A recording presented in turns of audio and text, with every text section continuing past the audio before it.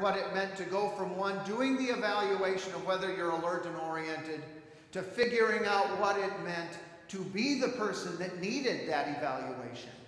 You see, if you'd ever read the book or watched the movie The Perfect Storm, John Spillane was in it, in real life. He was one of the gentlemen on the helicopter that went to save the people, the fishermen, on the Andrea Gale.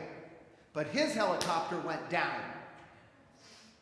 He hit the ground in pitch dark, moving at an incredible rate of speed and falling without knowing how high he had been. It was the equivalent of hitting concrete, falling 80 feet from above. Smack.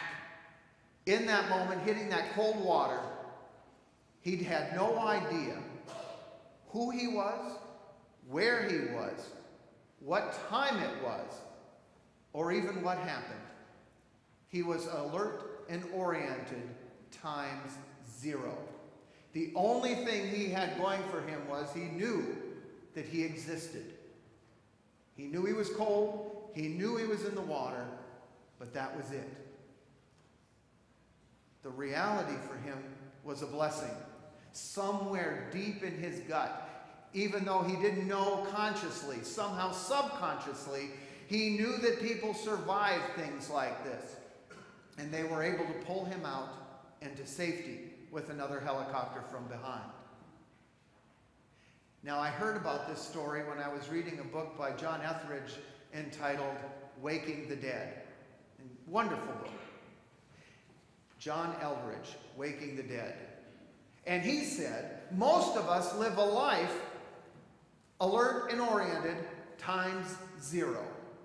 We sit there in our jobs not thinking about why we're doing what we're doing. We just do what we're told without any sort of evaluation. We go home, we eat a meal where we don't even taste it. We just eat it because it's in front of us. We sit down on the chair afterward, we sit and watch TV. Maybe we're even eating while we're watching TV. And then we go to bed, and one day passes to the next. What did we do? Do we even remember what we watched from the night before? What time was it that we ate or watched what show? What time did we go to bed? Can you even remember whether you were downstairs or upstairs when you were watching TV that night? Alert and oriented, times 0.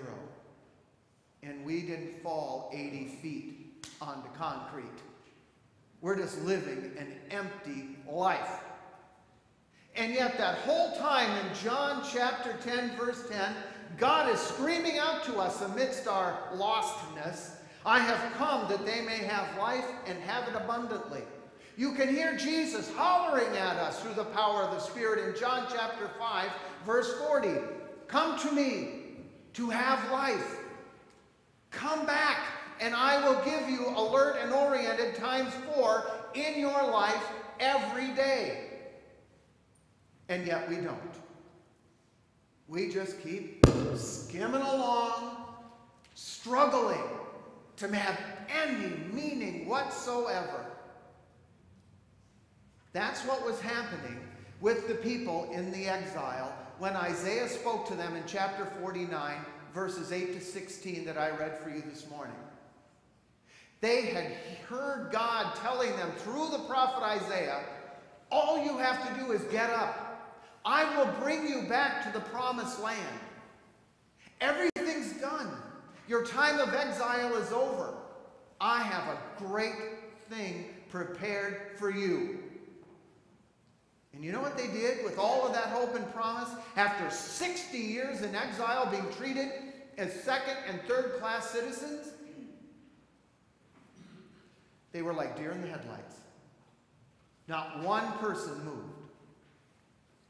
And when they finally got out of their lethargy, they thought for just a moment and said, do I stay or do I go? You see, even though they were some slaves, others free, a few even had businesses. The Babylonians weren't fools.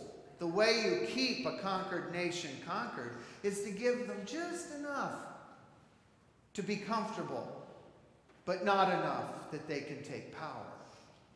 And so these people said, do I trust God enough to go from Babylon, which if you remember is in modern-day Iran, go up, over through Iraq, all the way down through Syria, back down into Israel, some 700 or more miles, through some of the most desolate, dangerous lands with bandits on all sides, to leave a roof over my head, protection for my family.